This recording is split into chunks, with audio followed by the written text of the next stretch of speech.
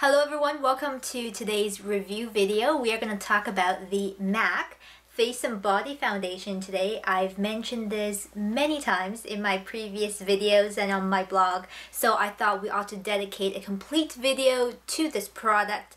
This is the large size container that you're looking at, 120 milliliters, available from the MAC Pro Store. If you live in a city that has a Pro Store, if you're Vancouver, it is the one downtown on Robson or near Robson, next to the Vancouver Art Gallery.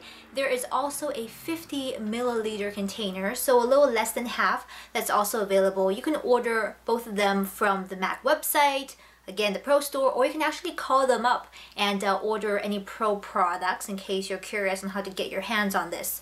This, of course, is the inside, what the bottle looks like, and the outside packaging is just classic MAC, very sleek, black, little cardboard box right here. Now, this is something I had been using for many years, and I suppose it's one of those things that's always in the background, and as much as I loved it, it just never got its own spotlight, you know. But it's definitely a foundation product that, although it's not talked about as frequently, it is a staple of many industry professionals, from backstage fashion shows to, you know, doing photo shoots and things like that. If you do like a little sneak peek around the makeup artist table or the dressing table, you will almost always find a bottle of the MAC Face and Body. Now, bit of a background information, other than, you know, the sizing, there's the 120 mil and also the 50 mil. This also comes in quite a plethora of colors, which is great for those of us who are, you know, hard to match up to a shade. And I will say though that MAC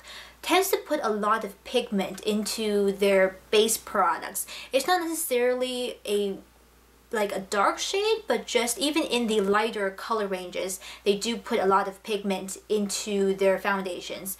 What I have over here is the color in C1 that you're looking at, which is the lightest of the C range, which stands for their warm tone. So this pulls very warm and quite yellow, which I'll show you in just a second. I do also have a little bit of the C2, and I'll put them side by side so you can just have a little bit of a reference. So this is C2 and this is C1. So the C range is the warm tones. They also have a neutral, which is their N range, and a very special product called MAC Face and Body White, which is a white mixing product that you can add to any of the face and body colors or to any foundation. I usually recommend that for those of you guys who are very fair skin, porcelain skin, and you can't find a foundation that's light enough and pale enough for you. But beyond that, ingredients, which I always am keen to talk about, this is quite a simple concoction of ingredients in this foundation. It's water-based. It has, you know, some silicones in it, but it doesn't feel very silicone heavy. It feels almost like a light liquid gel consistency, very refreshing. Now, there isn't anything that stands out except for a little bit of vitamin E. There is orange extract and also sandalwood oil, which puts this in the category of not oil-free. If that really matters to you, if you are really set on using oil-free base products, you may want to skip on this. This is not an oil-free foundation. Let's just get that clear. There isn't any SPF in this product, which makes it very photogenic. Not only because it doesn't flash, but it has a beautiful finish on the skin. When we're applying this, I definitely recommend you use your hand. And I don't say this very often because I don't like to get my hands all messy, but I was watching a video with Lisa Eldridge and Mary Greenwell in which she used this foundation and she just kind of slapped it onto the model's face with her fingers. It looked great, and when I tried it, it definitely made the product adhere better to the skin and wear a bit longer and look a lot more natural and just fuses with the skin much better. I'll do a little color swatch for you, although I highly recommend that you guys go check out my corresponding blog post for more true-to-life color photographs of the product before and after, of me wearing it, and also a full list of the ingredients. But I'll do a little bit of a color swatch so you can see. This right here is C1 that you're looking at, and I'll blend it just a tiny bit. It's quite a good match for me, especially for my neck and my chest area right here. Then I have here C2, which you'll see is a little bit darker. So this, on the other side, on this side, is C2. So C1 and C2, you may or may not be able to see that much of a difference on camera right now, but check out the blog post and it'll show you everything a lot better that way. So let me wipe my fingers a little bit. This is definitely much more of a skin enhancing foundation product. This is not a full coverage. It's definitely on the side of a sheer to medium buildable coverage, meaning you can wear sheer or you can build it up to a medium level. Definitely not full. You will need concealer. I am wearing it today actually on my face. No primer, no powder. This is probably about 4 hours of wear with no touch-up, and I don't have concealer anywhere. So you will see that underneath the eyes I do have a little bit of darkness. This little spot on my nose is still here. So it's definitely not going to really perfect the skin, but I think it really enhances the look of the skin and just evens out your skin tone, number one, and also makes your skin look a little bit more put together without being very obvious like you're wearing a lot of product on your face. Now, like I said, fingers is what I prefer. Some people do like using this with a dual fiber brush, say the MAC ones or even the Sigma or any other brand, you know, the white bristles on top and the black bristles on the bottom. I also know people who like using this with the flat, traditional looking synthetic foundation brush. That may also work. But I do find that what happens with this foundation and what some people may not know is that it does set on the skin. So you'll be working with it, and all of a sudden it doesn't blend anymore because it started to set on your face.